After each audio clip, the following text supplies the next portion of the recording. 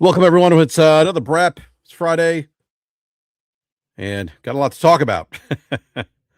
I was waiting for Logic. That's why it took so long to start the show, but he has not arrived just yet. So I figured, what the heck? I'll just go ahead and kick off the show. He'll be here shortly. But yeah, lot to talk about. Helix, Project Helix. How about that, huh? Had a very interesting conversations on social media about Xbox Project Helix. And look, we're gonna learn some more about Helix in the coming months. Um, I think what's really interesting, I remember we had Hip Hop Gamer on. Oh geez, probably definitely more than a year ago, maybe 2024. And he was on the show and he had mentioned something about the next Xbox having a Windows mode and an Xbox mode. And I remember him saying something to the effect, oh, yeah, I saw that Nintendo suing the government. I did see that, Chrono Rig. We'll probably cover that on Wednesday. But I do remember, like, one of the things that, Hip Hop Gamer had discussed on that show, it always stood out. It always stood out to me. One of the things he mentioned, he said, "Brap, imagine," he goes, "Think about this, the next Xbox," he said, "having a Windows mode and a Xbox mode, and you could switch between both." And I said, "Oh, okay. That's very interesting. Very interesting."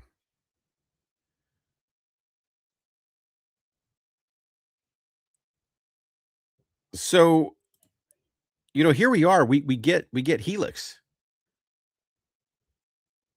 and obviously that's drummed up a lot of conversation. Yeah, the guy does know a lot here or down there. Yeah, he often breaks things. Um, he often breaks things fairly early before many of the media outlets tend to pick up some of the things that he has talked about.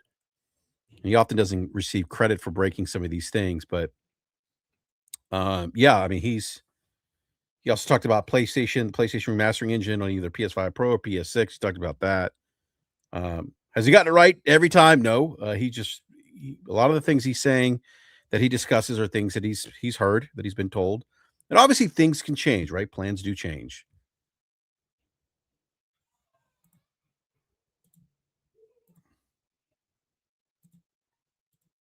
But yeah, here we are yesterday. Asha Sharma, the new CEO of Microsoft Gaming, tweeted out.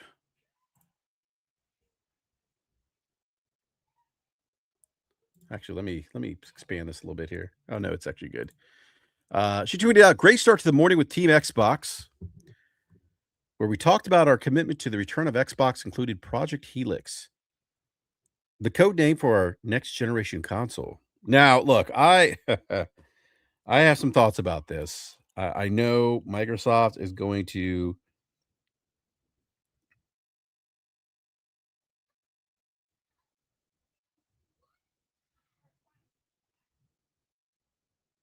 Microsoft is going to market this thing as they see fit. I get it.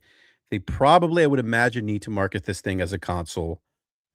And I think part of that is to really, I just think that to kind of keep that continuity of the Xbox console alive, right? I don't think they want to be too obvious about a pivot and maybe confuse consumers too much. Yeah, I like the Helix logo too, here down under. I actually think they should keep the Helix logo. Let me get Game Logic in here. What's going on, Logic? Nothing much, man. How are you? Good, good, good. Just welcome to the show. And just looking at the tweet from yesterday from Asha Sharma about Project Helix. Here down under said he loves the Helix logo. I actually like that. I actually like that. I actually hope they keep that. I think it looks pretty cool. Um, but she tweeted out, Project Helix will lead in performance and play. This is the part that really is interesting, kind of tracks with some of the things that I've heard from other folks. Um, but Project Helix will lead in performance and play your Xbox and PC games. Looking forward to chatting about this more with partners and studios at my first GDC next week. So they'll be discussing some of these things next week. There was something about GDC, something that I saw about developers, like how to do, like, port or develop an Xbox game if you're a PC developer in a day or something. I don't know. I'd have to go back and look. I saw something like that today. Um, but yeah, so here we are, Project Helix announced already, which I think is kind of interesting. Um,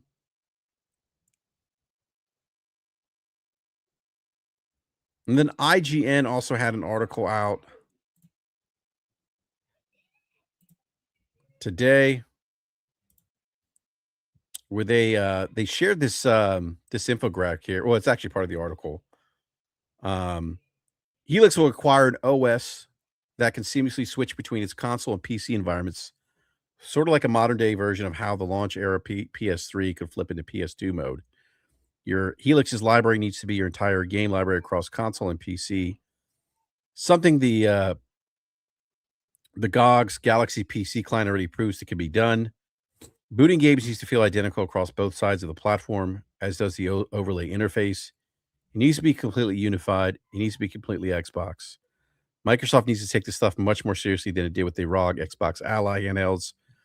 While sort of marketed as handheld Xboxes, the Ally and Ally X are actually portable gaming PCs. I think they're going to do the same thing. They're already calling it a console. As such, they operate like PCs, which I think, what I've heard, Helix will as well. Um, they run Windows 11 and suffer from all the horrible little issues that anything running Windows 11 suffers.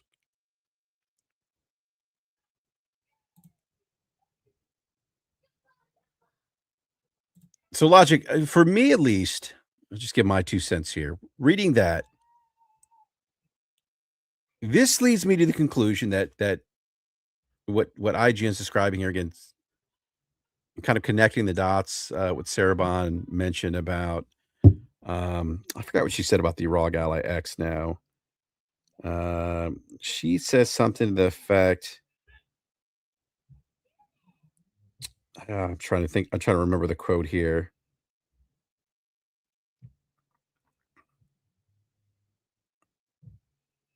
She said something to the effect that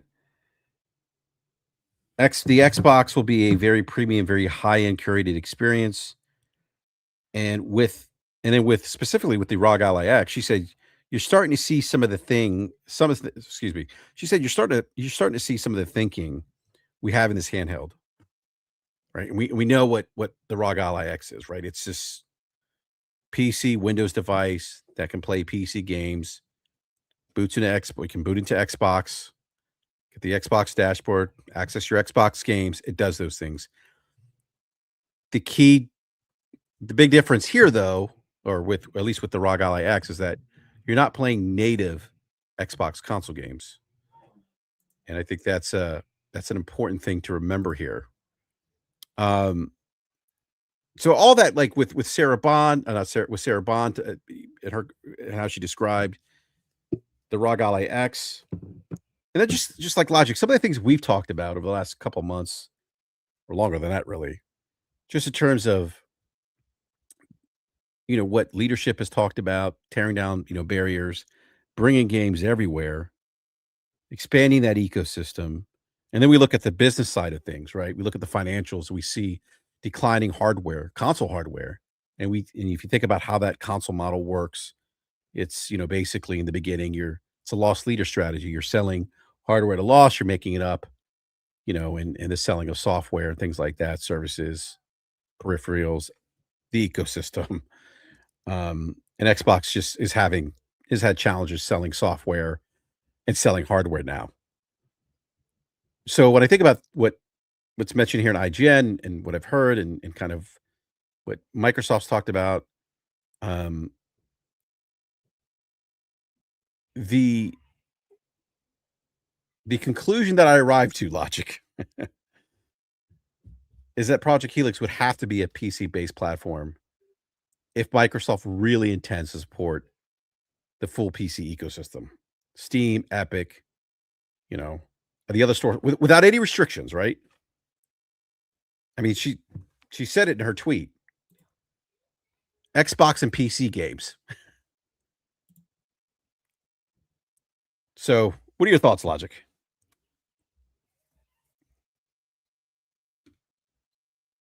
As far as what, Brett? Oh, I'm sorry. As far as like, the tweet by Asha about Project Helix, that it will lead to performance, play your Xbox and PC games. Then the IGN article, right, about uh, that Helix, that if Helix is going to do all these things, if it's gonna have PC functionality, um, and like I said, it's gonna have to embrace that PC ecosystem, right? Yeah, I mean, I'm not trying to throw shade at your question. This is really kind of more of a addressal of the general audience and how things are being talked about online. We shouldn't be asking this question at this point. Like, this thing is a PC that will run some type of Xbox console environment in some type of sandbox. And then it's a matter of whether or not that's going to be concurrently, and you're basically going to be able to software switch it in runtime, or if it's going to be like a hardware dual boot, which I don't think it will be. I saw somebody suggest that today, and that's a fine approach. That's an okay approach. I tend to find that devices that approach things that way tend to be janky and inelegant. I assume that you will be in Windows, and you will be able to launch the Xbox environment as if it's an app, and then in that will launch a sandbox environment, and then you'll be able to play your backwards compatible games inside there. Then from there, I think there leads, into a host of other questions about how exactly the device is going to work. Yeah, I think those are important questions to ask too. Like, how's this thing gonna work, right? Um, Hold on, I'm trying to pull up this. Give me a sec here, Logic.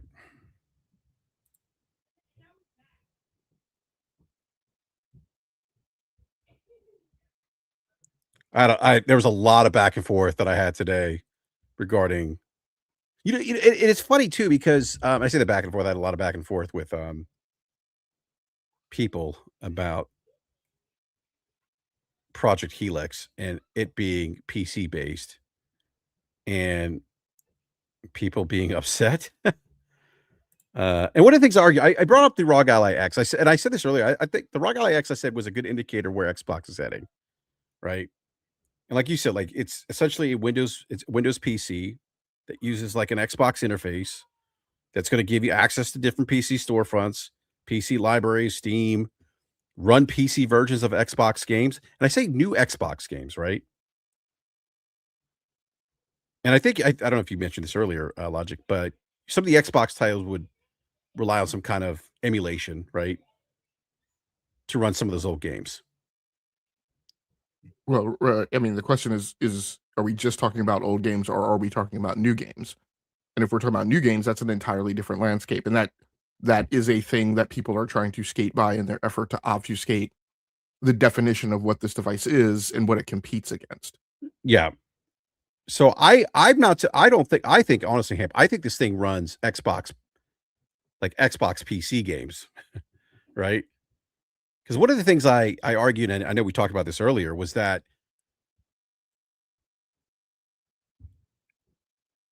and I did a lot of reading today. My brain is fried. But one of the things that I came across was like it's just a matter of them streamlining their development pipeline, right? Because now instead of developing for two platforms, PC, Xbox, and I even looked at it from like maybe a third party publisher perspective, right, or a third party developer. Now you don't have to develop the console version of a game and the PC version of a game. I had to explain that, by the way, that what developers are developing games, there is a PC version and a console version. I had people tell me, "Oh, well, consoles x86 is basically a PC." Well, no, there's two different versions of those games, right? And one is optimized different than the other one. One's going to allow you to code the metal to optimize for one SKU, one set of hardware specifications, and the other you got to take into account multiple different types of hardware specs. One of the things I mentioned today too is that, like, from a development standpoint, that like this gives Xbox the opportunity to kind of streamline their development pipeline, because now they're only having to build for one game, and that would be the PC, right? The PC version of an Xbox game, as opposed to PC and console. Yeah, go Which ahead. is what they told people when Yes. developers asked them about that with regards to the Asus ROG Xbox Ally. Hey, are we going to get an SDK? And No. Microsoft / Xbox told them no, because you're just building and deploying a PC game. Yes. So I want to bring up another point. And so they talk about that, right? Thank you for bringing that up, Logic, because I did forget that they said that. And that kind of, I think when that news came out, I think some people were kind of scratching their heads like, wait a minute, why aren't they getting SDK? The other thing too is, like, we talk about, like, Microsoft and the ambition, the vision of expanding outside the traditional Xbox ecosystem, right? Games everywhere, multiple devices, tearing all that wall, Mr. Gorbachev. By the way, Ham, I don't know about you, but gas prices are insane here where I live. They've gone up 65 cents.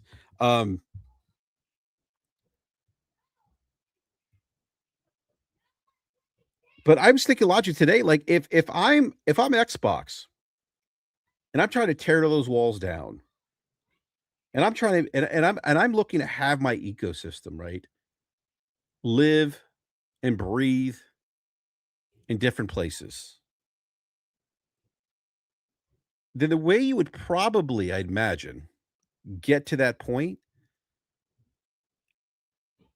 is by streaming that development pipeline, meaning that you're only focusing on creating one game for one platform, and that platform being PC.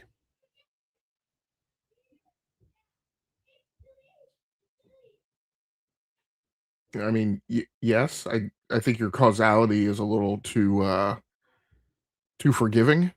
Let's keep it a buck. Like, the reason you're doing this is because you're being outsold somewhere between 2-1 and Yes, 3-1 this time around. yes. You've been declining across multiple generations. So the reasonable mathematical expectation is that you will decline again in the third generation out, right? And you will exponentially halve your user install base again. So at that point, it makes little to no sense to make the investment in the hardware platform, because you already have developers skipping Xbox the console now. And so unless you're gonna accelerate that and bear the brunt of that next time around, that drives you to the point where it makes no point in doing hardware. So you somehow have to change the conditions of the battlefield to better suit your strengths, and your strength is in Windows. Exactly. So you're doing this because the law of diminishing returns says it makes absolutely no sense to do a console next time around. Yeah. Yeah. No, I agree, and that's kind of what I said earlier, where I said, like, look, like, they're not interested in that loss leader in console hardware. To your point, they're not successful at it right now. They're struggling selling software. They're struggling selling hardware. I go back to the Q2 2026 numbers. You got in what is it? The mandate from Amy the Hood, 30% profit margin. Right. Yeah. So I mean, if you have that hanging over your head, right, and then you got to think about the ROI, the investments in I used to say $80 billion. It's studio acquisitions and publishers, but it's $100 billion, right? Like, you're not in the business to lose money, and so you've got to make changes. You got to make tough. You have to make tough decisions. And I think this is them. And I do think Logic that they will market this as a console, but it's not. And that to me is really the crux of the problem. Yes. It's not. I mean, I'm glad you went through all that stuff. I personally am less concerned about that. Like they've got to run their business however they need to run their business. They need to run it to their advantages. And I will say, as I've said 99 bajillion times in the last 3-4 years or whatever I've been on the show, it all makes sense. Strategically, this all makes sense. But to me, what's pertinent is how this device gets technically defined and described, how consumers are informed, and thereby what products do you consider are suitable substitutes for this, suitable alternatives, and how do you make your down select, and what do you base that on? And there's a ton of not very smart people running around on Twitter now attempting to obfuscate that, because they're still trying to compare this thing to a PlayStation 6, and what I keep It's not. saying is that depending on the price and depending on the capabilities and depending on how it works, this thing doesn't compete against the PlayStation 6, which is the exact same thing I say about the Steam Machine, and I've been saying for months. The Steam Machine does not compete against the PlayStation 6. The coming battle, based on what we know and what I expect, and what any technologist worth their salt would be really considering the landscape is going to look like, the coming battle is between the Steam Machine and Project Helix.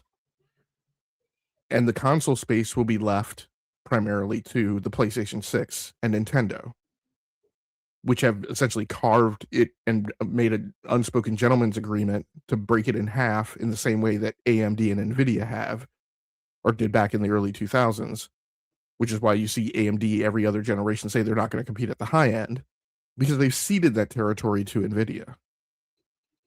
Mm-hmm. And Nintendo and PlayStation have essentially done the same in the console space. And so on this new battlefield, which is this attempt to make a green field, right, and carry the fight into a space that's unoccupied and uncontested.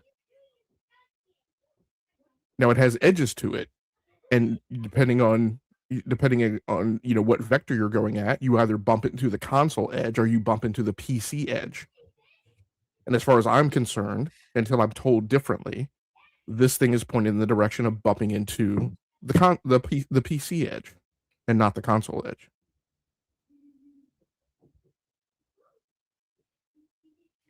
Yeah, Logic, you talked about the obfuscation by the community. Um,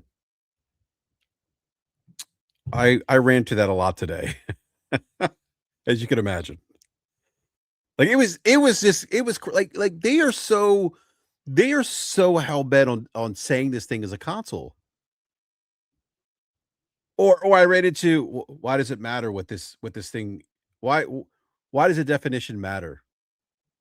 Whether it's a PC or an X or a console. And I'm like, well, that distinction matters for a couple reasons. I had someone say, well, most casuals don't care if it's plug and play. Okay, yeah, to an extent, but if this thing, I think, like you said, like is expensive, which I think Kepler had mentioned, north of 1,000. I've heard higher than 1,000. Um, that's not casual territory at that point, at that price point. Yeah, I mean, you're an enthusiast territory. But even then, I think it's important to have that conversation about why that distinction matters, whether or not it's a true console or if it's a PC build.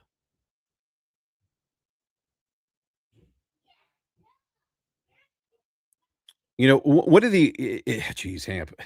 Some of the other arguments that I had today were around, well, it's not a PC because because you can't swap out parts. You can't upgrade it. And I'm like, what? Like, we have so many examples today of, oh, we're not going to use the word, I don't want to use the word appliances, but I'm going to use the word appliances, right? In the PC space that you can't upgrade.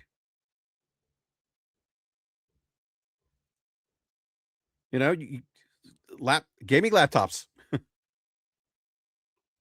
The Asus ROG Nuke. Is it Nuke or Nuke? I always forget what it's called. Yeah, I think it's Nuke. Nuke. Yeah. And the idea that, okay, well, if it's in a small box and it fits under TV, it's a console. Well, no, it's not really. It's not that. That's not what defines it. And Right. I made this argument. I'm like, if Helix is running PC builds, logic of games natively, right? then the developers are targeting what the developers are targeting is a PC.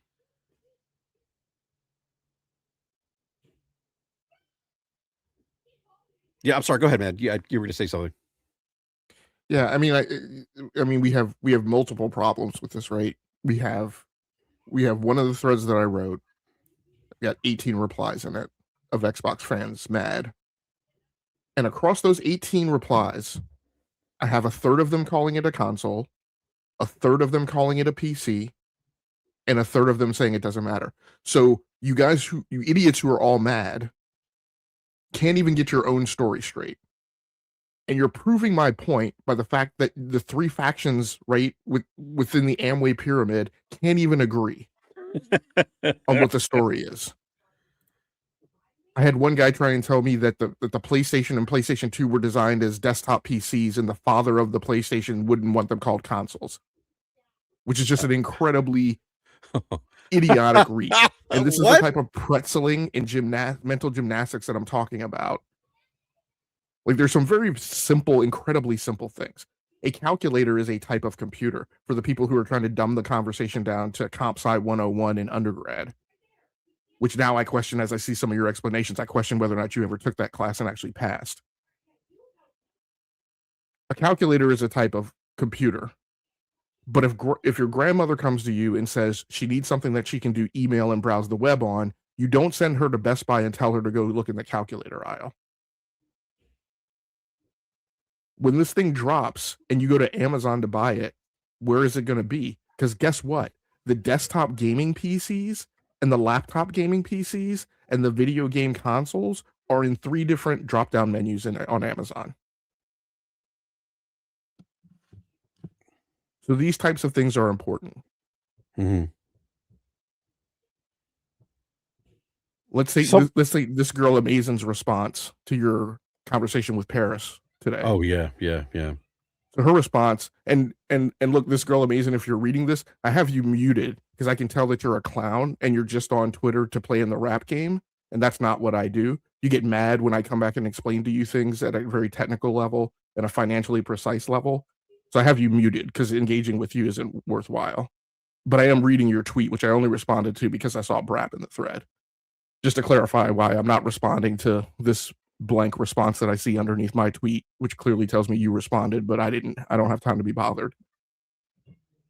So her statement is, the platform dev's target is the Xbox software stack. If Helix runs that stack and the same binaries, it's still an Xbox platform.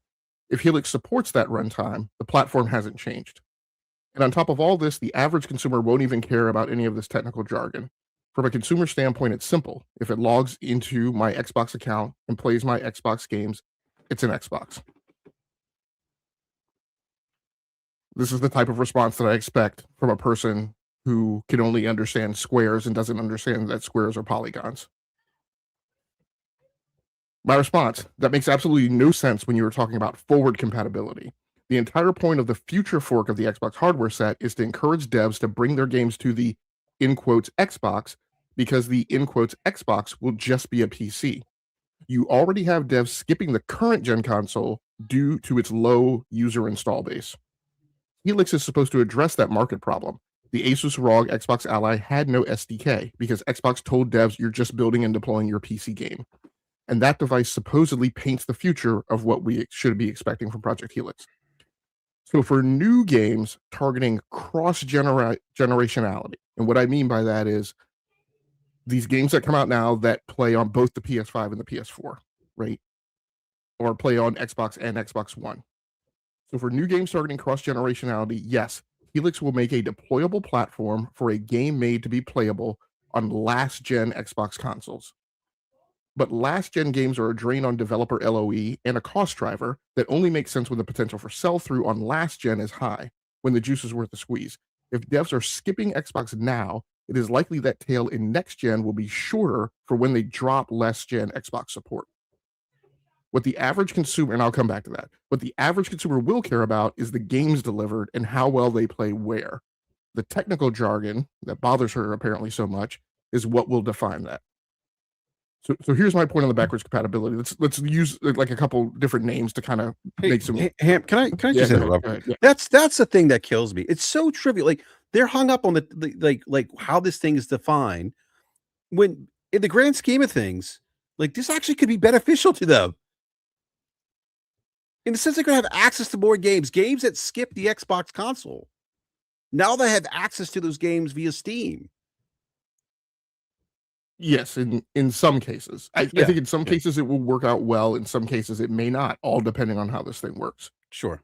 Yeah, So, I'm so sorry. Go let's ahead. talk. Yeah. Let's talk about that cross generationality. So let's just say in a regular world where there was going to be an Xbox console next generation, just to make things easy, let's call that the Xbox 6.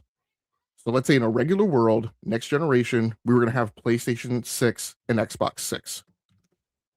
So let's say in this world, there's a thing inside Project Helix that behaves like the Xbox console, but they have now stopped forward development of what an Xbox console is. It stops with Xbox Series X. So now when a developer says, I'm making a game and I want to make it playable on current gen hardware and last gen hardware. For PlayStation, I'm going to make it play on PlayStation 6 and PlayStation 5. On Xbox, in air quotes, I'm going to make a version that plays on PC. So then the question becomes, is that developer going to put in the effort to make that game playable on Xbox Series X? In which case it will be playable on both Project Helix in the Xbox sandbox and on the Xbox Series X hardware. But in the case where the developer says, F that, why am I going to make a version of the game that plays on the console hardware that only sold 30 million units? I'm just going to make my PC version. Now, in the case where the developer says, I'm going to make it, and even when they make it a Series X version, it's playing at Series X, but it doesn't have any forward future capabilities that make that game the equivalent of what's playing on PlayStation 6, right? From a hardware optimization perspective and any new features that would have been on an Xbox Series 6. Does that make sense? Yeah, that makes sense. So you have if you put these things side by side, Mhm. you have a PlayStation console that's moving forward. You have an Xbox console that goes end of life with what's defined in the capabilities of the Series X. And from that point forward, everything is PC. Now let's talk about the PC version. Before I get into what Moore's Law is dead has said, but let's just say with the PC version, this thing is now one configuration amongst millions for a PC. Yep. And so I don't have any idea, and I don't know of any reason that the world of developers would choose to optimize for Project Helix any more so than they would make it a priority to optimize for a specific laptop config or a specific Windows handheld config or any of the millions of combinations of desktop PCs that are out there. And in fact, I can say absolutely that it doesn't carry the same priority as it is for them to optimize on configs that are running NVIDIA GPUs because NVIDIA GPUs are 98% of the market. So this is why these things are important. Because I don't have any reason to believe right now that the PC version that's going to get delivered to Project Helix is going to be performant. Now, if you take into consideration what Moore's Law is dead has said, that this thing is going to have 48 gigabytes of GDDR7, 68 compute units, and is going to have the equivalent power of an RTX 5080, 5080 Super, which doesn't exist yet, or 5090. And that's going to depend on whether or not you're talking about render or ray tracing, or raster or ray tracing. Then that will change what that looks like. But right now, I struggle to believe that that's what's going to happen and that's what's going to be the specs. Because today we live in a world with GPUs that have 16 gigabytes, and you're saying this thing is going to double the price but triple the RAM that you get. And while AMD definitely throws more RAM at their GPUs than NVIDIA, they're not throwing that degree. I think they had a 24 gigabyte SKU last gen for AMD. in the 7000 series, I think the 7900 XTX was 24 gigabytes. I'm going to double check. But but the notion that we're going to triple the amount of GDDR available for an APU in one generation, I find that really difficult to swallow. So, hey, are you saying that you don't think those specs are? I don't want to use accurate, but you don't think they're gonna that there's gonna be the actual specs? Bespoke, what he had on the slide on his video was that he had Xbox Magnus at 48 gigabytes. Yeah, I don't remember what he had on the slide. I'd have to go back and look again. I did see it earlier today, but I Yeah. don't remember. Yeah. Okay. And again, Yeah, yeah. even if there's an argument about whether or not he said that was what was packaged, what he did say is that the performance equivalent would be that of an RTX 5080, 5080 Super, or 5090. Again, talking about various pipelines, whether or not you were talking about raster or ray tracing. That is a thing. So not, I'm not saying this to to make a pointed argument with you. What I'm saying is just disregard what I said about how much GDDR there is. I have a hard time believing that this thing is going to be the performance level of an RTX 5080 is my Or point. days 50, yeah. Well, I mean, that was the argument, when the, Xbox Series X consoles came out, and PlayStation 5 consoles came out. All these things are gonna be like 2070, 2080s. It's gonna be one-to-one performant. And it's like, no. It's not how that works, but, yeah, let me grab the super chat here real quick, Logic. Bespoke EP with the $10 Canadian says, "Every mini PC is a non-upgradable PC, not a console. Helix is a PC. Why would a dev make an Xbox version when the users have access to Steam? Devs already mostly skip PC for Steam." Um, you mean devs skip Xbox? um,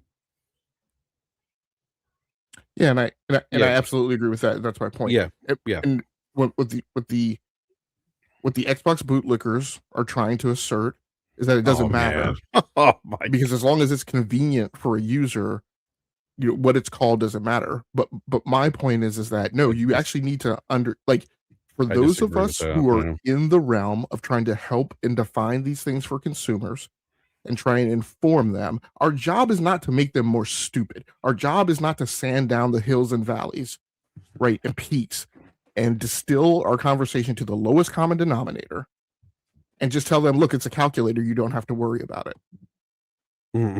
That's called glazing, and that's not what we're doing. And we're not going to allow it to happen on Twitter. People almost need to be informed yeah. and understand what this thing is and how it works. And it may be that it's going to work great, but the point is that you're not going to know that it works great unless you ask pointed questions. I'm sorry, go ahead, Brad. Yeah, it's interesting. Like, there's almost this concerted effort online. I ran into this today to try to shut this conversation down. I saw a lot of gaslighting, obfuscation, um, the common insults being thrown around of, oh, it's cope. It's cope if you call it PC. It's like, what? Like, how's that cope? These are important. Like, to your point, it's a very important conversation to have because, like, and I said this earlier, like I said, if Helix runs a PC build of games in Italy, then the platform developers are targeting or the platform the developers are targeting is PC. That's different than console. So, like, and we went through the same exercise with the ROG Ally X. Remember, people were like, "Okay, well, does this thing play Xbox games natively?" No, it doesn't. Right? And I think the older Xbox titles are going to run through some kind of like emulation, or kind of what they do now with like the Xbox 360. I said, but the fact that like it's going to run old Xbox games, like I don't think that changes the underlying platform, because again, developers are developing a native PC game. So I know I think you and I talked about like why this distinction matters earlier.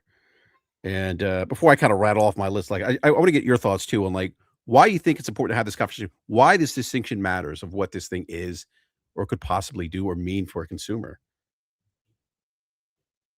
I mean, it's important because of what I said before, because you have to think about what are the other suitable substitutes. Mhm. right? And I've made these. I'm kind of getting tired of making analogies because the people who gaslight will always try and like move the goalposts and unfurl them, right? But I'll use a couple. Like, look, if somebody's looking to clean their floor, they make a high level down select on whether or not they want a vacuum cleaner or a Roomba or a broom and dustpan. And once they make the decision that they want something power driven, they're no longer worried about the broom and dustpan. And this is what I always say about PC people, right? For PlayStation fanboys. PC people, true dyed in the wool PC people, we're not looking over our shoulders at the PS5 Pro. No. That's not a comparator. That's not what I'm worried about. I look in these PC space and I look for the best performance that I can get. And I have budget parameters of how much I'm willing to spend. But I've already catapulted out of the $750 space. So that's not a comparator. So in my Roomba vacuum broomstick analogy, I don't really give a shit if somebody makes the broom and dustpan 3000 turbo, right? Which has, I don't know, a PVP pipe for a handle, right? I've already moved out. I've already said I'm not interested in a broom and dustpan. I want a vacuum cleaner. Maybe I can be sold once I decide I want a vacuum cleaner. Maybe I can be sold on a Roomba. But you're probably not going to come along and sell me a broom and dustpan. These things are important because when we look at the cost, as you mentioned, for Project Helix, and if it's close to $1,000, it gets into that space that I've always talked about. And I even talked about this with the PS5 Pro, about if the PS5 Pro gets its price up too high, it gets into a bracket where now I start saying, oh, well, maybe I should just save for an extra payday. Not me personally. Maybe I should just save for an extra payday or two, right? And move up value stream to the next product category. And so if this Project Helix comes along and it's $999, and I look at the games that are being delivered, and I say, okay, I'm not able to play those games at 144 frames per second because I don't have DLSS as an upscaler available to me. Now I'm going to say, hey, but if I just save for an extra payday and save an extra $500, I can start getting myself into a PC, and maybe I can't do everything I want to do on that PC, but I can get started, and maybe I can pay another $500 and upgrade a GPU later or something. It changes the dynamics of the calculus that you're running to do your down select, is why these things are important. I'm sorry, go ahead, Brad. I was just about to say that it changes the I was going to say what you just said.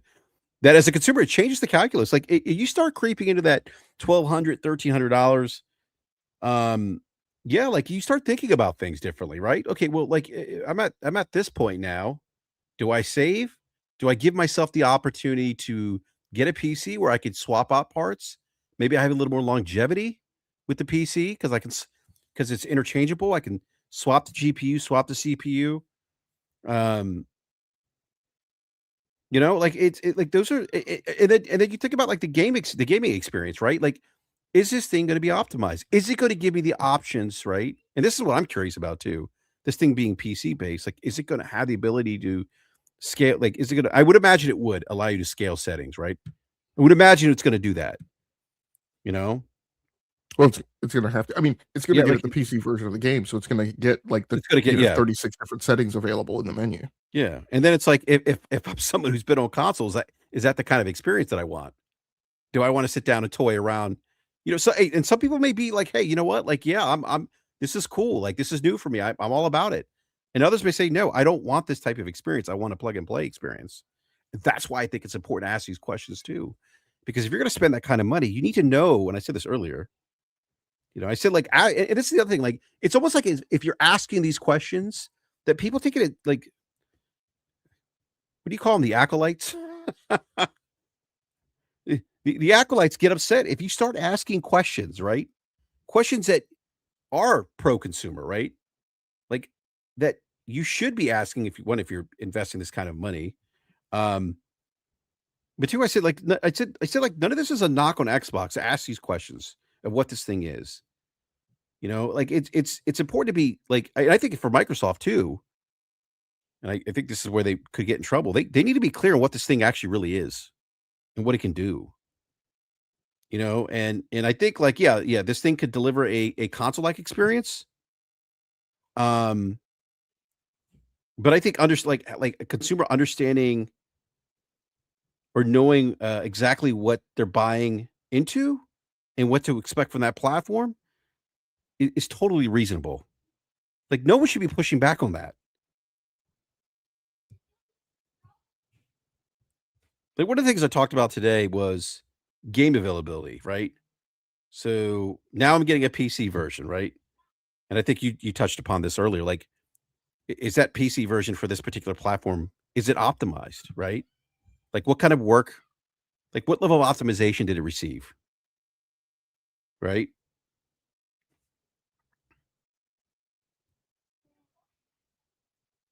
Oh yeah, I'm sorry. Yeah. Yes, and Yeah, I I was I mean, was and to your point, right, what Yeah, you mentioned earlier, yeah. where I said I think in some cases it will work out good, and in some cases it will work out. It may not. It may not, yeah. Um, I mean, you know, we going I going lived back to this. how much memory is packaged, right? What I expect as a baseline is I expect. First of all, the comparator being Steam Machine, I expect anything that the Steam Machine says will run at 4K 60. I would also expect to be performant, right, on Project Helix. I would expect AA games to run just fine. I would expect old games to run just fine. I think the problems you would run into is when, say, what is it that's coming out? Tides of Annihilation. Resident Evil. Reasonable, These yeah. UE5 games. I These think you when you talk about The Witcher 4. I think when you talk about getting these high complex, high performant games, then you're going to be at a point where I'm going to start asking, okay, I paid $9.99, $1,100, $1,200 for this box, and I can only play at medium settings, and I can't turn all the bells and whistles on. I mean, And yes, okay, you paid $1,200, so maybe you paid less than a commensurate PC would have cost. But the question becomes, okay, but how far away would you have been from that performant PC that would have allowed you to turn things up, and was it worthwhile taking the cheaper option? Particularly if the cheaper option doesn't provide that, right? If the delta in simplicity yeah, that's a isn't great an point. effective enough trade-off. That's a great point. I mean, it's funny, like, you and when I was building my PC, the one I have now, like I had this conversation with you. You know, do I go with a 3070 versus a 3080, right? Um, how performant a game's going to be on a 3070 versus a 3080? Am I okay with 1440p? Um, like those important things to think about. You know, um, I feel like we have these conversations more on the PC side of things. Um, And we're having them again, and guess why? Because yeah, this thing is a PC. yeah, well, exactly. I mean, and that's it. Well, that's a great point. Like, if it was a console, if it was straight. Like, this is the thing. Like, she introduces the Xbox CEO introduces and says this thing's going to play Xbox and PC games. Well, how do you play PC games on a platform? Right?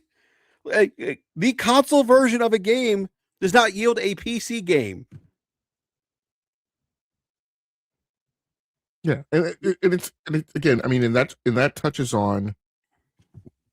I mean, I'm just gonna be frank. That touches upon why it is important who you listen to. Oh, The the 110%. the Xbox fans who are advocating to be silent about this, it's because and I don't, and I'm not going to say they're necessarily wrong. They put a heavy value prop on backwards compatibility, but they also assert that that's hugely important to everyone. Number It's one, not. they assert that things like quick resume are important to everyone. They assert that play anywhere is important to everyone. And there's some very simple linear algebra that would yield, right, that would lead you to a result. If that were as important to everyone as you insist that it was, then your platform wouldn't be at the lowest user install base amongst the three competitors. They keep making up of this, trying to draw this false equivalency of, oh well, do we say that a PlayStation is not a PlayStation because it can't play PlayStation 3 games? Well, clearly, dum dum, if that were as important to everyone as you think, then people would have bought more Xboxes than PlayStations, but that's not the world that we live in, is it? Mm-mm. I think the obvious thing here too, like I said, Hamp, like if the CEO of Microsoft Gaming is telling you this thing's going to play PC games, that means that developers are going to be making native PC builds of their games to be able to run on that platform, meaning that platform needs to be a PC.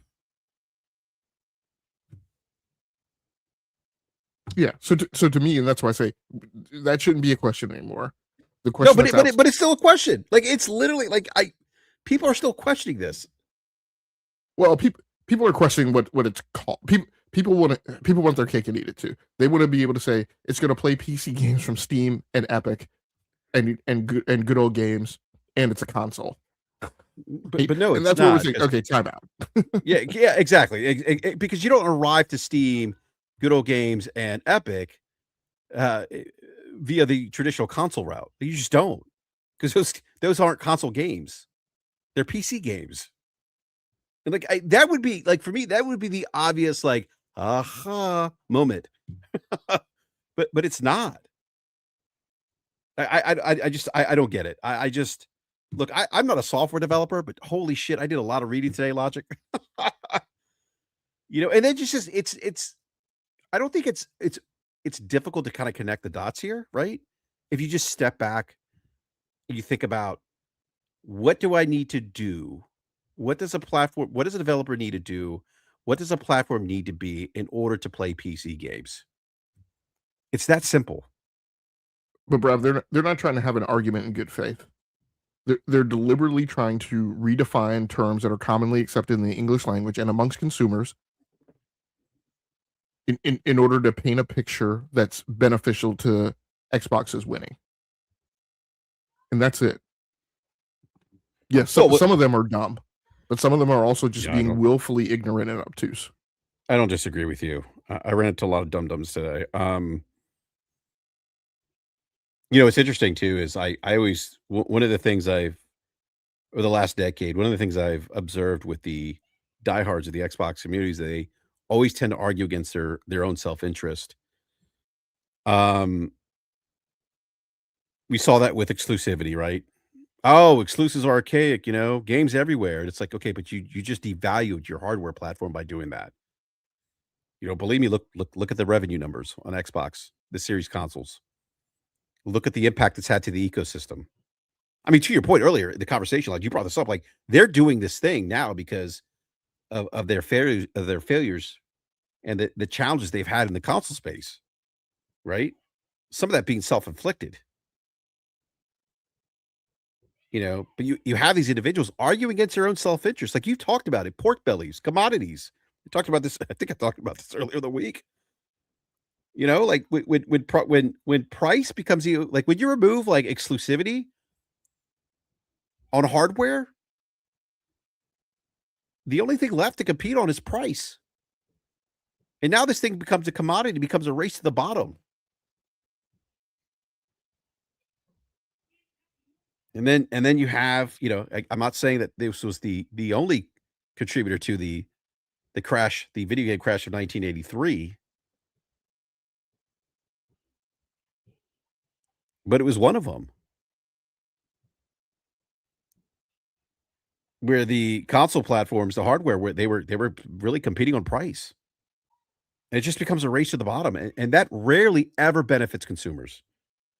And so these guys just argue against their own self-interest over and over again, and I feel like they're doing it again, Logic, because on paper, I'm thinking, "Okay, great, like, if you have access and developers are now, focusing on making games for this platform because it in fact is a PC platform, right? And they're making games that are gonna be released on Steam Epic, and many of these games weren't gonna come to the Xbox console, and now, look at a game like Dispatch, right? It's one of the best games I played last year. It hasn't come to Xbox. It released on PlayStation and PC. How many times do we hear developers prioritizing, PC and PlayStation over Xbox? Or how many developers do we have that have prioritized just PC in general over the consoles? And I'm looking at this thing and I'm like, okay, well, guys, like you guys should be excited about this. That in fact it is a PC. This could potentially lead to more games. And like hasn't that been the basis of their argument logic that it's about more games, games everywhere? Well, here it is. Handed to you on a silver platter. And you guys seem to be arguing against it. Again, against your own self-interest. Let me grab some of these super chats real quick. By the way, I love the pork bellies analogy. That's great. Bespoke with the $10 Canadian. Thank you for that super chat. By the way, everybody, please hit that like button if you haven't done so already. Really helps out the channel. So Bespoke with the $10 Canadian says the biggest issue Helix will have is FSR support is very sparse. So where PlayStation 6 can mandate PSSR support and build its integration to a dev kit, Xbox will need to rely on devs supporting FSR. Logic, how is FSR like? I feel like FSR support on PC's gotten better. Yeah, so I don't. It's not. Yeah, go ahead. I don't entirely. There's some nuances where I don't entirely agree with that perspective. Sure. I actually think FSR support on PC is pretty good as far as just basic implementation of the upscaling technology, right? So, Gotcha. so games have their choices between FSR, DLSS, and Intel. XeSS. That's Intel solution, right? Right. So FSR is open. FSR is open source. DLSS is proprietary. In general, particularly because of Linux support, almost every dev is going to implement FSR. And there's variances on, whether or not they do it first or do it later or whatever. So I actually think FSR support is pretty good. And I believe, although most NVIDIA GPU users will obviously prefer DLSS in the rare instances where there's something wonky going on with DLSS, I do think NVIDIA GPU users also like having FSR as an option because we can use both. Radeon users can only use FSR. Now, where I do agree with this is PS6 can obviously mandate PSR support and further optimize it and make it bespoke and make it allow the PS5 Pro to punch above its belt, right, is the main point. Where I would agree FSR support is very sparse is there's a lot of developers who just do the bare minimum in terms of its implementation, but don't limit how much additional effort they spend on further optimization and making it really sing, as well as they do the DLSS support. So there's pieces of that I agree with that are kind of, and I understand there's character limitations and stuff in the super chat. So, but yes, at the end of the day, I do agree PS6 will be able to punch above its belt with PSSR. And one of my concerns is, like I said, you're going to buy this box. It's going to be locked for 7 years. You're going to get FSR whatever, like FSR 5, let's just call it that. Then the question remains like, okay, for the next 7 years, am I just on FSR 5? How much does AMD invest in upgrading it? Is the APU package that's deployed to this thing like true, whatever it is, RDNA 5 Zen 6, or is it some aberrant variant spoke? And does it get the same level of upgrade support at the same time as they're upgrading for their mainstream SKUs?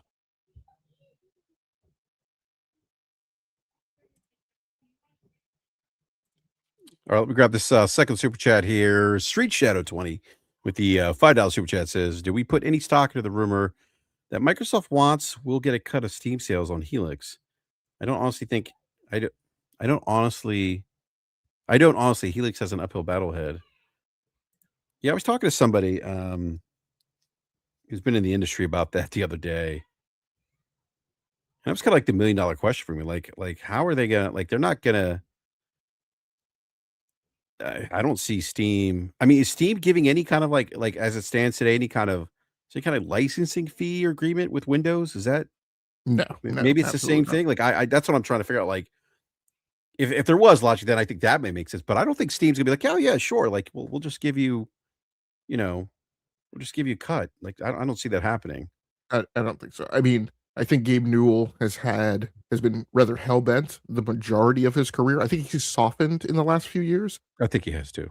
but I think the vast majority of his career since he left Microsoft has been doing what he can to drive a stake into the heart of Windows and the heart of Microsoft. And I don't see any type of negotiated deal, like unless Microsoft paid them a bunch of money up front. It's some kind of a licensing fee or I don't know, dowry or whatever you want to call it. But in that case, even if they are getting a cut, then it's over under. But I don't believe that the two would be negotiating that closely, um, to the point where Valve would agree to any type of revenue share or anything with Microsoft by any stretch of the imagination. Yeah, I think I saw the exchange with that girl, whatever. I'm reading it now. I think she's confusing. Like I think she's arguing that like it's still an Xbox platform. I don't think anyone's made that argument that it's not. It's an Xbox. It's a branded platform. She's But it's a PC. I mean, she, yeah. Go ahead. she's arguing for clout in the rap game, and that's why the extent of her understanding is only goes so far. Yeah, She's arguing because she's trying to keep pace. She's trying to make sure that the Xbox argument is commensurate with the PlayStation argument. I'm not even making a PlayStation. This is my big point. yeah. As far as I'm concerned, this device does not in any remote way, shape, or form compete with the PlayStation 6. Yeah. No, it doesn't. And what I've said too is that I haven't said that this thing is what I've argued is that it's not a console, it's a PC. It's a PC with the Xbox label on it. Like that's not like no one should be insulted by that. You know? I mean, we went through this with the ROG Ally, like, oh, it's an Xbox. Like Gary would have said, it's like what show's Gary Whitta on now? Is I know he's on Kind of funny games daily. Kind of Funny Daily. Yeah. And Gary's like, look, no, we all know what an Xbox is. That's not an Xbox. You know? Yeah, Um, and and that's so and so that's good, like, my argument, like, no, this thing's a PC with an Xbox logo slapped on it. Um, and I also made this argument yesterday on Crossfire, like, it's not really, at least in my opinion, it's not really solving a problem per se. Well, I think for the maybe for Microsoft is from a business perspective standpoint. Um, but I don't think it's doing anything differently that already doesn't exist today. Um, like, if you wanted to, you could emulate. There's an emulator that allows you to emulate, like, the original Xbox console on PC, and I think it's on I forget the name of it. I think it's also on Linux too. I don't remember the name of it. It's X something, I forget the name of it. Um,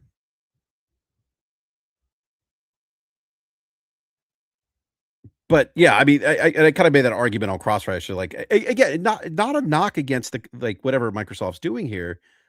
Just me thinking like, okay, well, like, who's this for then? And what is this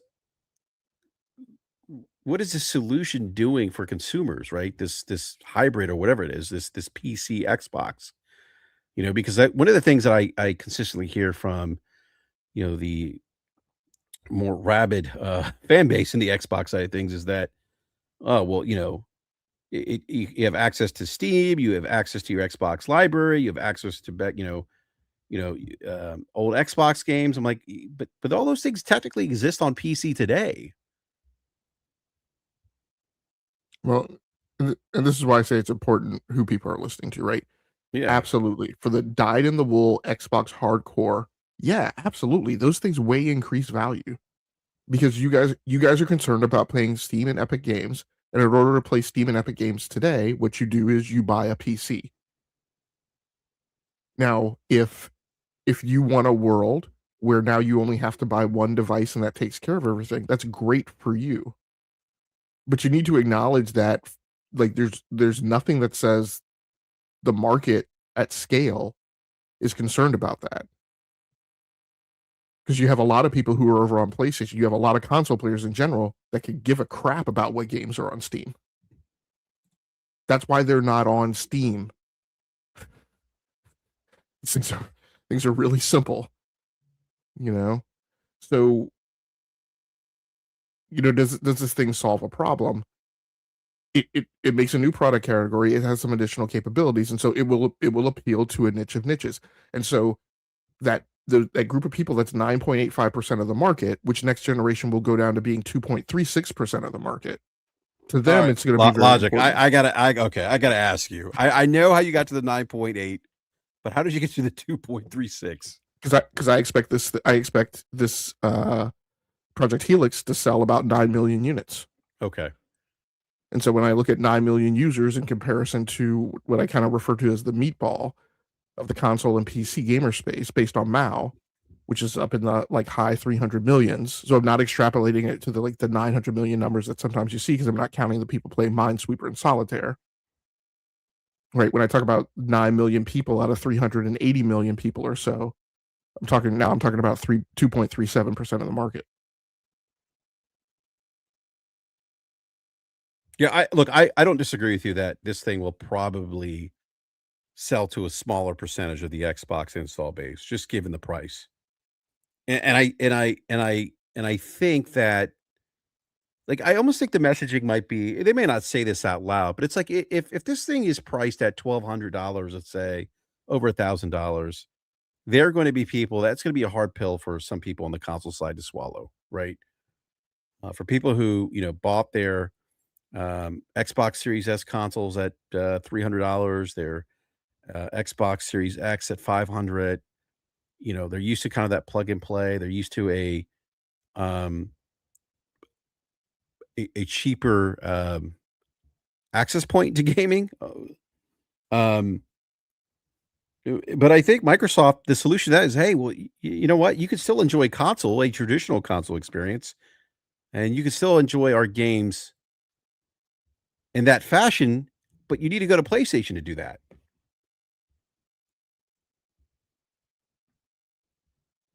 And Microsoft still gets a cut of that.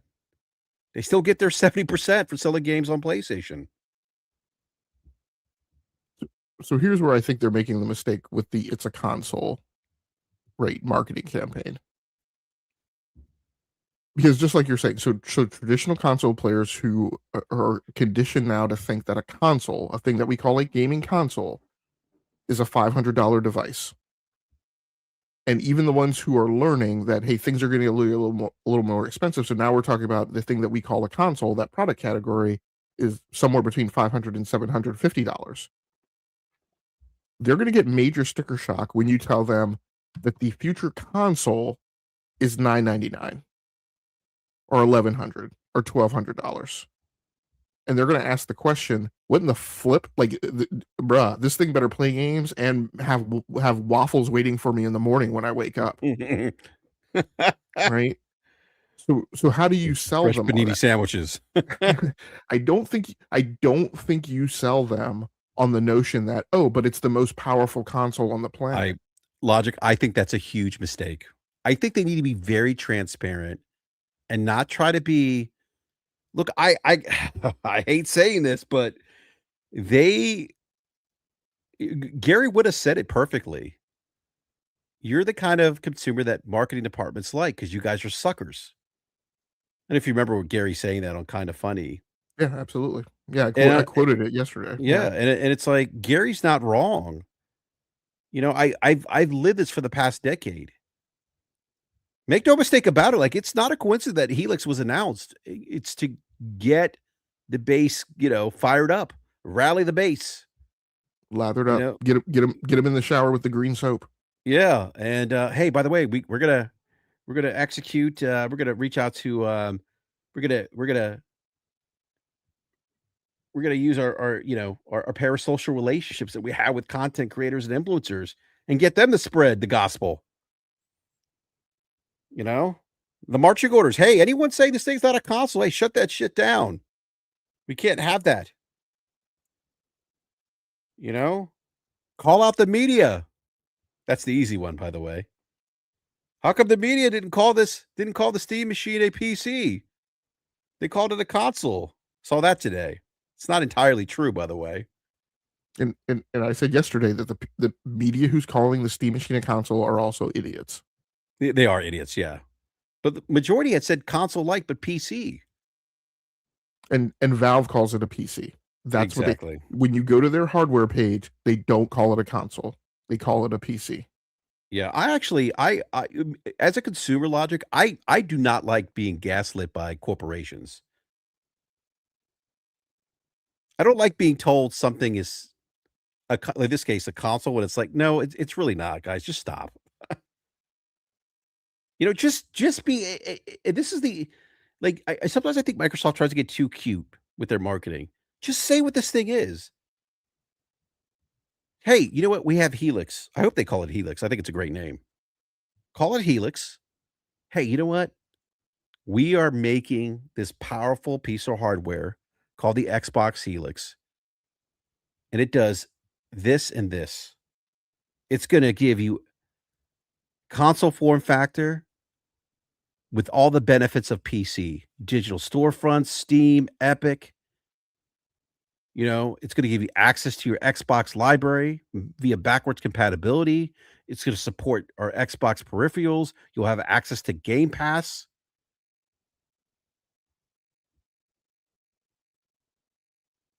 And I hope they throw some RGBs on it. But, I mean, like yeah, Hero Diner says Helix is a great name. I absolutely. But don't I get too mean, cute. Don't sit there and start calling it because what I'm afraid of Logic, just given their track record and how the media and how I'm gonna bring up the media and how, uh and how, the fan base has reacted to Xbox when they overpromise, underdeliver, or when they're not necessarily as transparent. I mean, I think about the reveal of the Xbox One. "Oh, no internet connectivity." Well, we have this thing called Xbox 360, and I hope that's not the messaging. "Oh, well, if you want a console, we got the Series X still."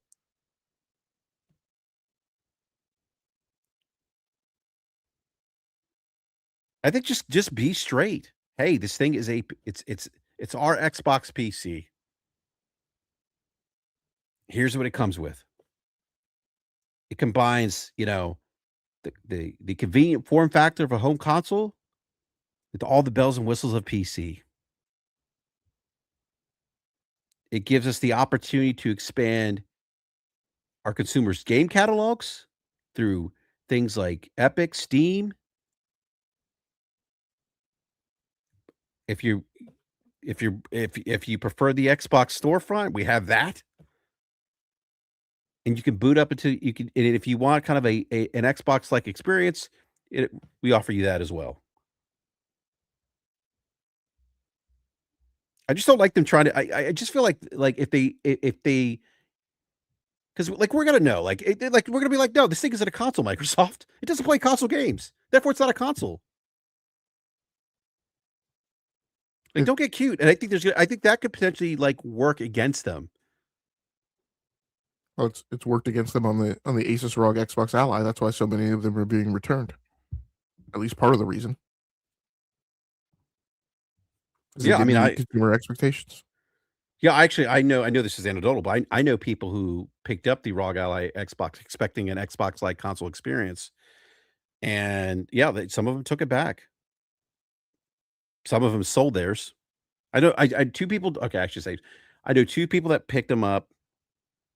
One returned theirs. Or did they both some? I don't remember now. I think one did return, the other one sold, and the other one I think is just collecting dust. But I think they were under the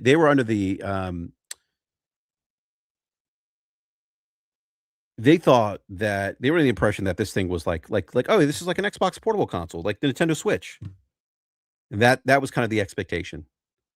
Because when they heard that this thing's an Xbox, and people have associated Xbox with a console, to Gary Whitta's point, that became those consumers' expectations of what this device can do and what the experience was gonna be. They weren't thinking, "Oh, I'm gonna have to do a Windows 11 device or a Windows, update." Uh, your favorite logic, or they didn't think they were gonna have to sign into oh, Jesus, what is it now? Not Copilot, OneDrive. OneDrive. Well, you don't sign into what you don't sign direct. The example I had brought up months before this thing came out, as I said, look, for a lot of people, their gamer tag is the same as their Microsoft account. Yep, that's me. And what happens on a PC when you sign into your Microsoft account? it automatically starts. It automatically then thereafter, as part of the OOTB, the out of the box experience, Windows install, Windows startup, it automatically connects to OneDrive and will start syncing folders if you're using OneDrive. And people told me I was concern trolling. Now we're just making things up. Now we're just fear mongering. And god damn if that's not exactly what that device did. I don't see Microsoft passing up an opportunity to get you entrenched in their Windows ecosystem via Helix. Like, I don't see that. Like, this is Microsoft.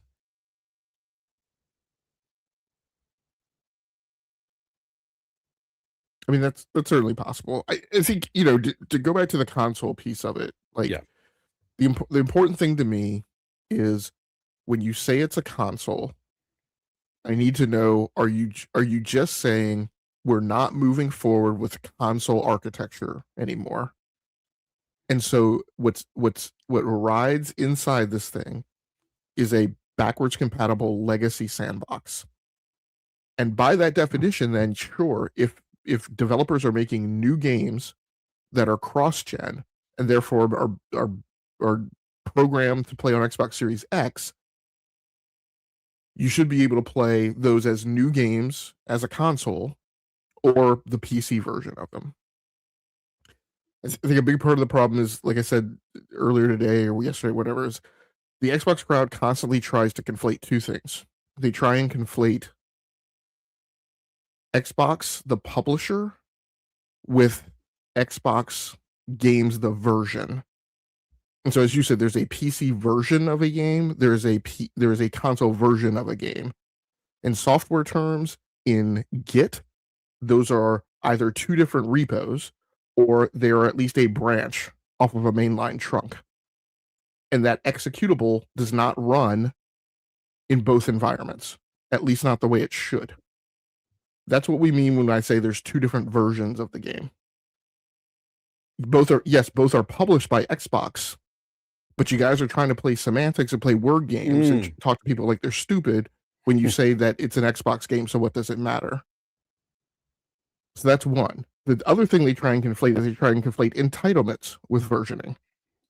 And they try and say play anywhere means that I can play my Xbox game on the console or the PC, so what does it matter? It matters because play anywhere is an entitlement. It's a business arrangement that defines the nature of the license that you're purchasing. And by virtue of purchasing that license, you are then able to play the two different versions of that game. But that game is two different versions. And in fact, more importantly, as we talk about the future, that Play Anywhere title does not play on Steam, which means if you own a Project Helix and a PC and you buy that game, if you're not buying it through the Steam store, you're buying it as a Play Anywhere title through the Xbox storefront. When you go to your PC, you're playing that game through the Xbox app. You're not playing that game through Steam. And in some cases, those games are two different versions, and they get upgrades at different times. Slobo always talks about the versions of games where there's DLSS implemented or DLSS updated, but the Xbox version that's available on PC through the Xbox store is on a different upgrade cycle. So that's why some of these things are important. Yeah, because sometimes those versions have different stability characteristics, as I often have with Halo Infinite, where the Steam version is more stable and crashes less than the Xbox version. That is a great point, Logic. That is a great point. Because we lived that. We lived that through Halo Infinite. Me, you, Gaming Forte, Slobo, where I remember like I was like, okay, I can't launch this game from the Xbox store or from the Xbox app because it's not as stable as the Steam version. That's a great point. So you want to hit some of your super chats? Oh yeah, did I miss some? I think we're way behind. Because I thought the last one you read was that one from Bespoke about I don't know. Did you even? No, I got Street Shadow. Oh, I missed Gaming Ledger. Gaming Ledger with a $5 super chat. Sorry about that, Game Ledger. Says that's why the company's in the shape it is because of bees like Hulk Hogan Patch at the beach.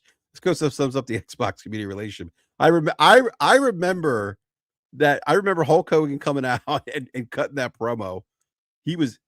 That is when Jeff Jarrett came out and just laid on the mat and let Hulk Hogan pin him. I'll never forget that. Make sure I Yeah, didn't get. so think a that's it. couple I think I comments got in chat. So Bespoke said RAM amount is also typically a last minute decision. Take PS4 for example, they doubled the RAM like 2 months before they began manufacturing. So I agree with that when they're increasing the RAM. I think when I talk about, she's saying she's going out to GDC to talk to people. When you increase it, yes. In the current environment where there's some uncertainty of what's going on with RAM pricing and some things moving around, which you obviously wouldn't want to do is tell people that they're going to get more RAM and then have to back off of it. Yeah. Titan has a question here, Logic.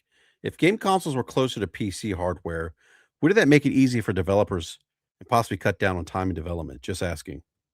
Yeah, I mean that's what they did, right? Last generation, that was one of the key reasons for moving over to the x86 architecture. Yep. So that's already been done, and I mean that's why we're seeing so much more, right? Porting of games, and we should also, because again, this is another thing that people like to do, like porting a game and concurrent development are two different things. Porting a game is when you complete development of at least the mainline base version, and then you work on then making that game cross compatible, right, to some other platform. And that's different than the project execution of concurrent platform development where you're doing that all at the same time.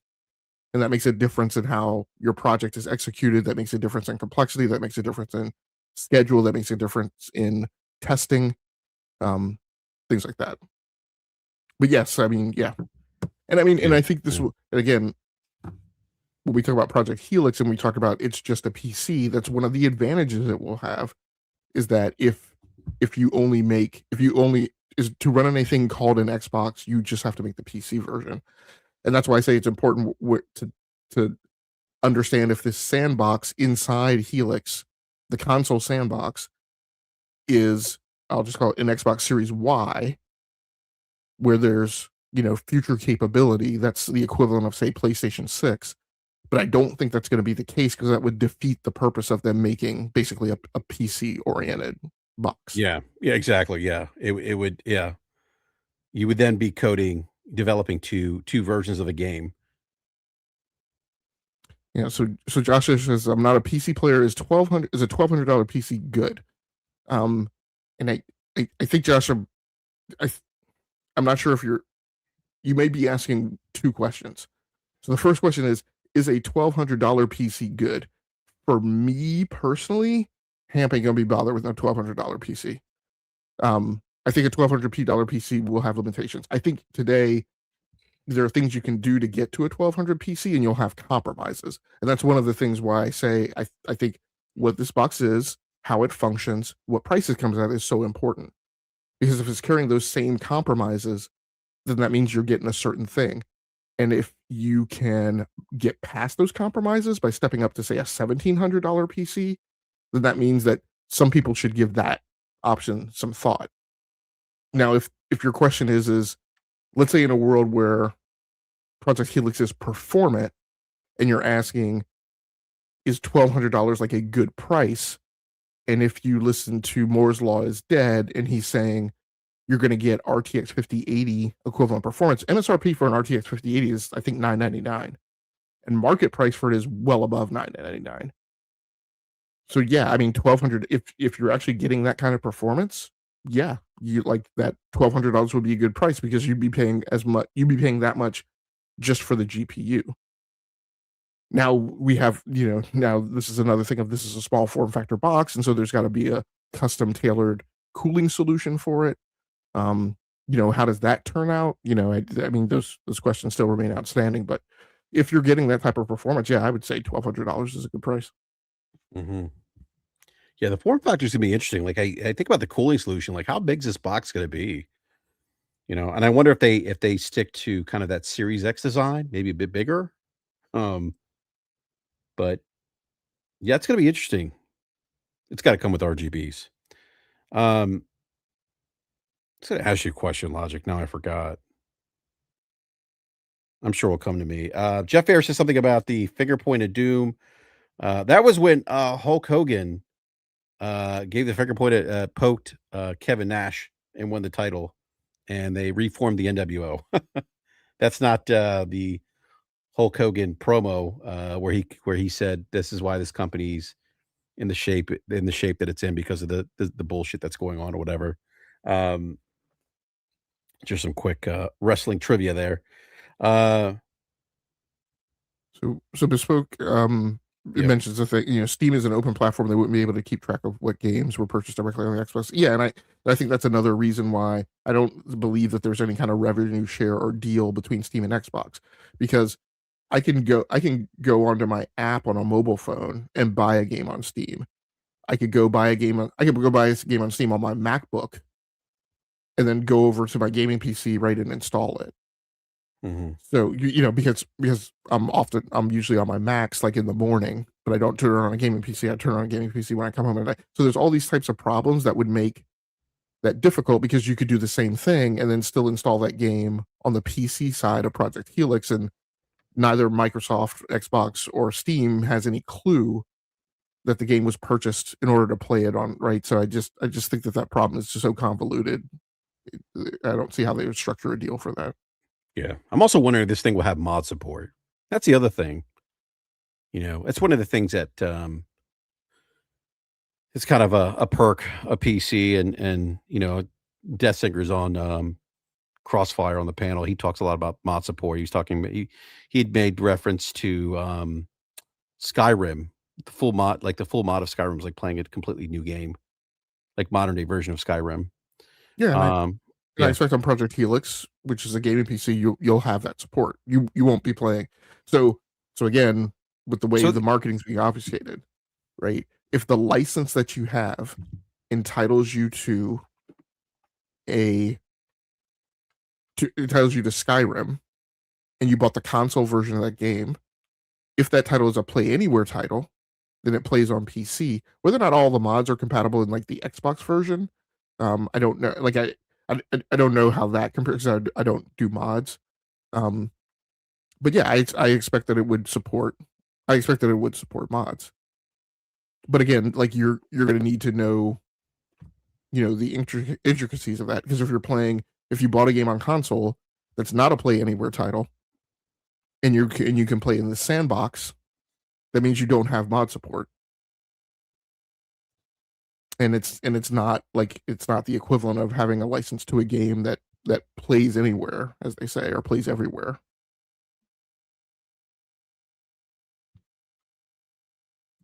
Logic, one of the things as I was doing a lot of reading today, um, one of the things I came across was this, in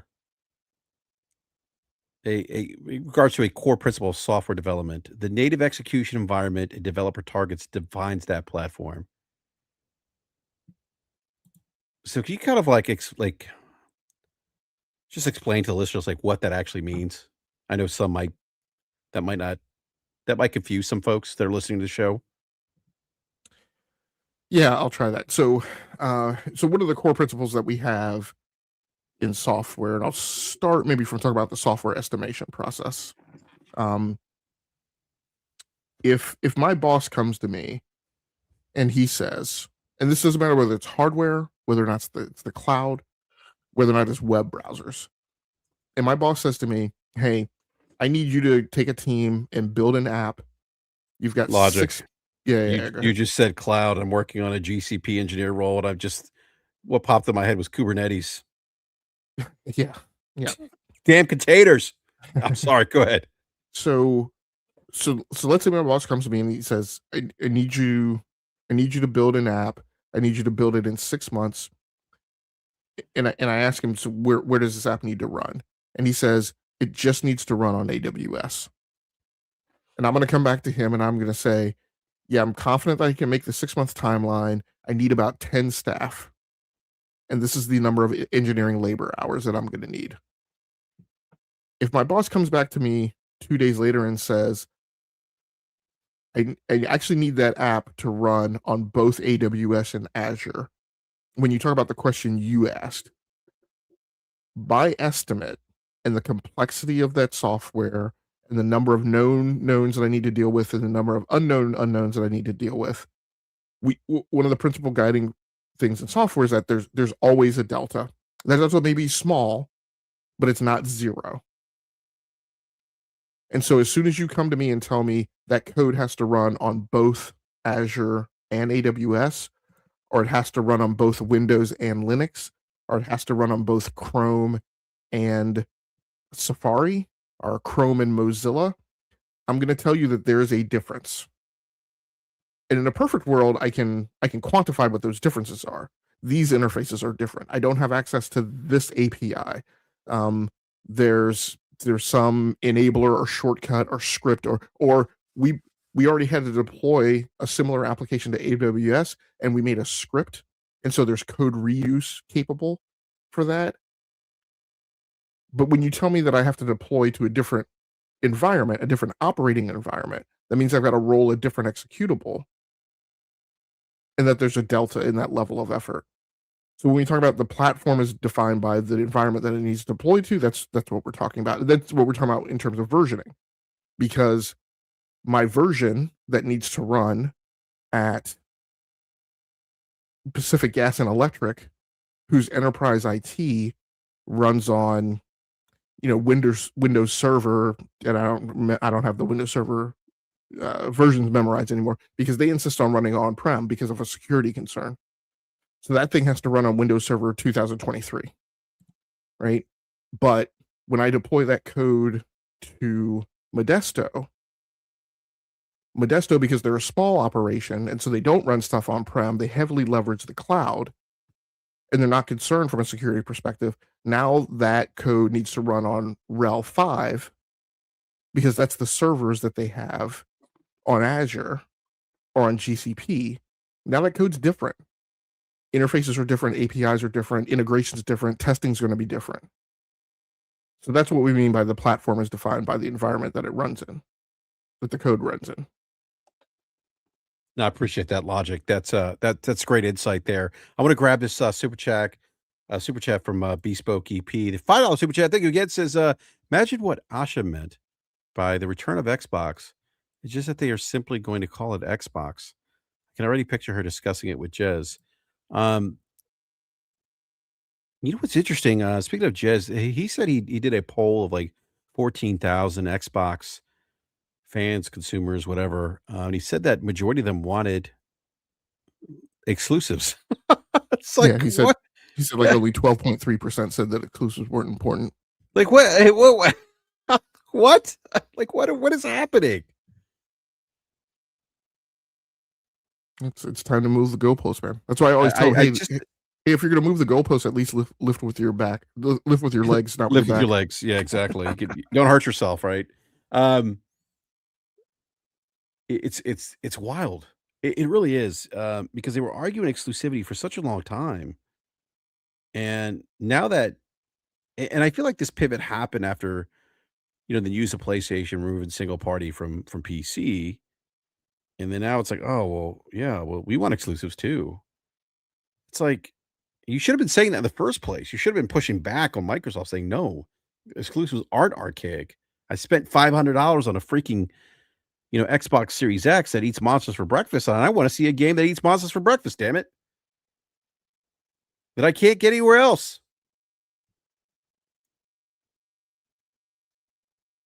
But I just thought it was really interesting that he put that out. I was going to say something, with the return of Xbox. Like, I don't think I'd even say that. I just like, they just, if this thing, the Xbox PC, just be upfront with consumers about it. Rip the Band-Aid off. We saw what happened. We saw the backlash when it was just 4 games, right? All you had to say is, hey, you know what, guys? Yeah, we're pivoting. We're pivoting. This is our game plan. Like, just rip the Band-Aid off. Be upfront with your consumers. And I don't know. I don't know if I don't know if they're gonna. I don't think they. I think from what I'm already seeing, I don't. I don't know that they're necessarily going to do that. The return of Xbox, getting back to our core. I'm like, oh, here we go. Because look, for somebody who's been in the Xbox ecosystem for 25 years, I was an Xbox Live beta tester for those who don't know. So thank you. I helped build Xbox Live. You're welcome. Um, like when you start using that verbiage, core Xbox, like that's not this. That is creating powerful hardware and software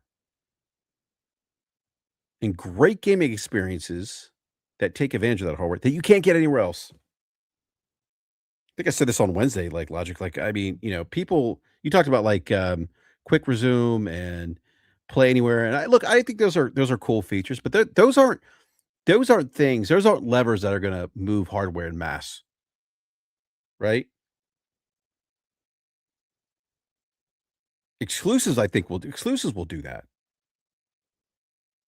Exclusive games.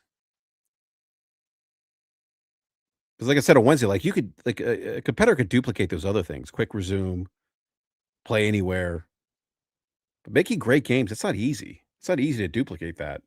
Um, so when I hear core logic, I think of those things. I think of the Xbox, the OG Xbox generation, the Xbox 360 generation.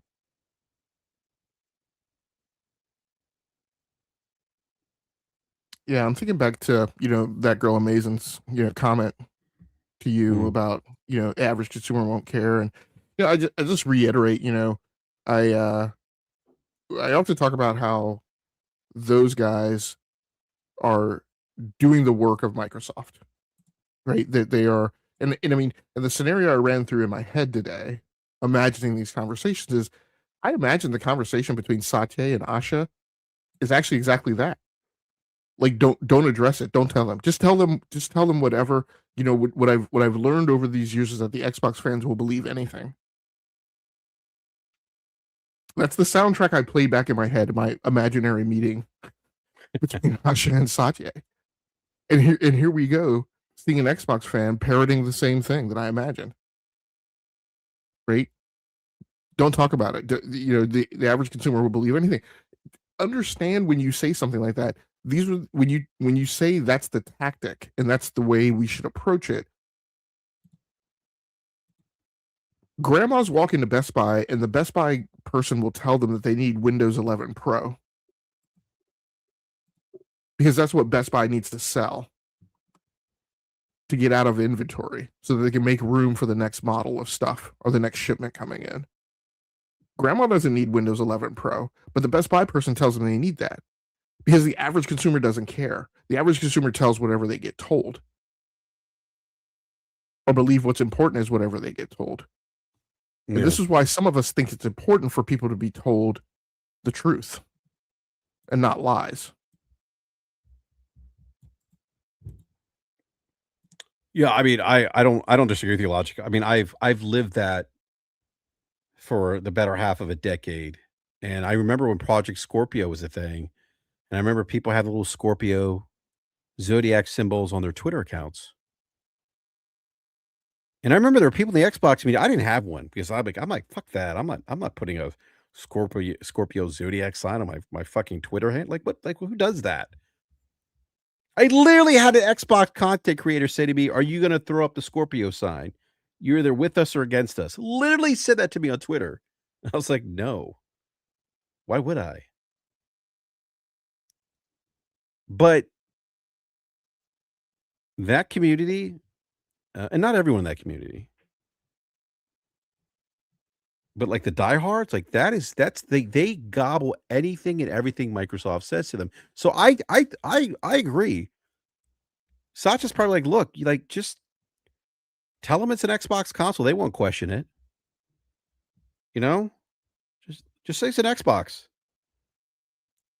Despite the fact that it's a PC and it's running PC versions of games, it's an Xbox. And like And we you could said, and we could sell them on ahead. power, and we could charge them up the wazoo because they never push back. They never demand accountability. They don't necessarily demand better in terms of games. Like, I've seen that for the last decade. I lived Xbox 25 years ago at their peak, at their pinnacle. This isn't it.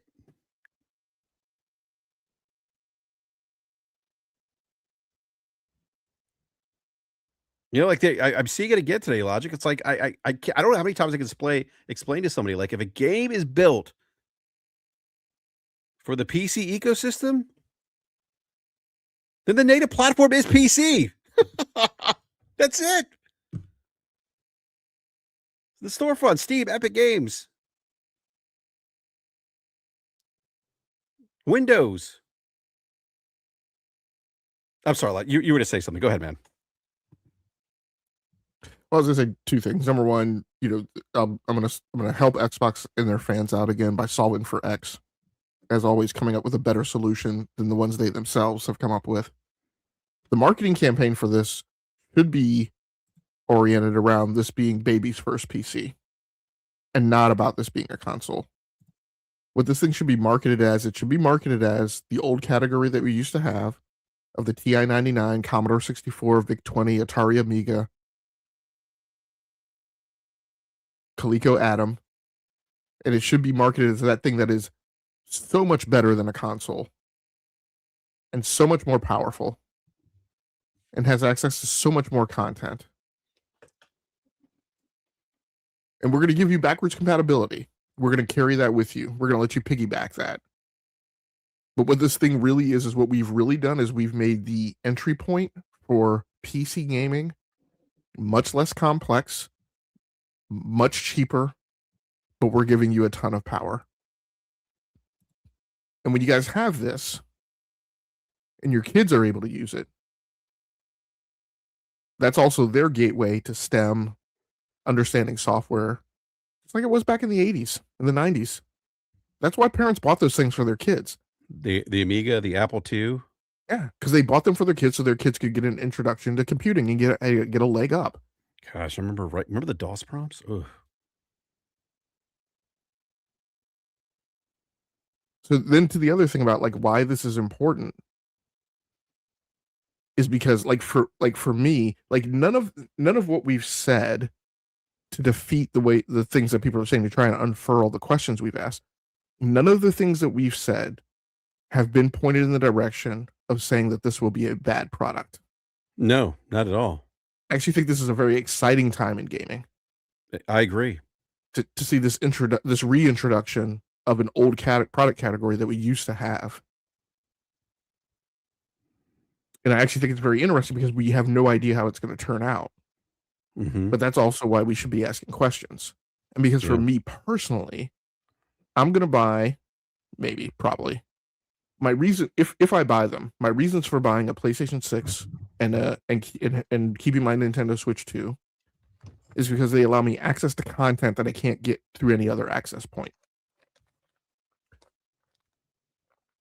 So this next Xbox probably isn't going to have exclusives, so that removes part of that value prop. So now the question becomes, it's the trade-off between performance and convenience. I also keep those consoles around because they're push button and they're convenient, because I don't have to come in here and light off a beast of 12 fans every night to play games. I like doing that sometimes, but I don't always like doing that. Sometimes I get in here and I don't even get to start gaming until 9:30, 10 o'clock. And so I just like to push a button and start gaming. So now for me, the down select is based on, again, the trade-off between power and convenience. And if it's Windows, that probably means that the convenience trade-off is nowhere equal to what a true console is. So that lessens that value prop. Now the power, despite what Moore's Law said, I just don't believe today until I see it, until I see benchmarks. I don't believe that this device is going to run at the same power level as my PC with an RTX 5080. So that lowers that value prop, because now I'm not comparing it to a console, I'm comparing it to a PC. And that's why these conversations are important. for part of the market. No, I'm not the entire market. I've already said I think this and the Steam Machine are going to appeal to a niche of niches. A lot of very individualized verticals that are based around some very specific use cases, and an aggregate that's going to cause a sell through of likely 9 million units. That's going to be 2.37% of the market. So whether or not I'm in that demographic all depends on that discussion of trade-offs. The other members of the market, the other people it might appeal to, that it's going to define who this device is for, like you said. And that's the conversation to have. Quite honestly, quite frankly, as a content creator, I'm looking forward to this future, because in this future, we shouldn't be talking about this device compared to the PlayStation 6. That conversation should be over. It's a matter of how this thing will compare to the Steam Machine and to an entry-level PC. And that's a different conversation. And that's why we need to understand how it works and what content is being delivered to it. The latter part being how it works is the thing that defines the content, but then the content being delivered to it is going to be the major conversation. Yeah. Yeah, no, that's a great point, Logic. It's a great point.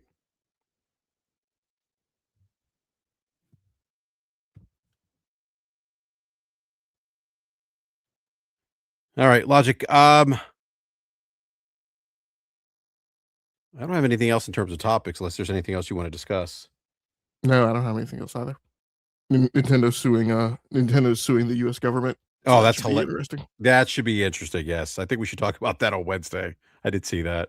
So, but well, I want to thank everyone in the live chat for joining us tonight. Thank you so much. Really appreciate the support as always. Do me a favor, do the YouTube thing, hit the like button, helps people find the channel. And if you're new, consider subscribing, hit the bell notification so you're alerted when we go live. I also want to thank my co-host here, Game Logic. Logic, it's always a pleasure. Appreciate your time. Happy we had the opportunity to connect and discuss Xbox Project Helix. So it was interesting too. Project Helix, actually, that you saw Mikey Barrow's post, not new. My understanding was that there was a Project Helix about a decade ago, and it's for a PC Xbox. But that was scrapped because of pricing or something. But anyhow, yeah, Logic.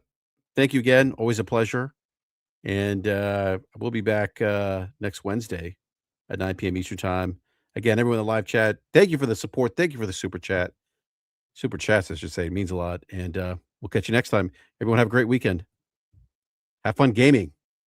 Lots of games this week. Lots of games right now. Marathon just released. Logic, I meant to ask you, did you onboard a Marathon? Did you pick it up? No. Okay. Yeah. I wonder if Slow-Mo did. I've seen a couple folks on Twitter that I follow that are having a really good time with it. So I have no interest in going back. I will be playing Resident Evil Requiem though. So, all right. On that note, we're out. Everyone, thank you again. And we'll see you next Wednesday at 9 p.m. Eastern Time. Thank you for watching.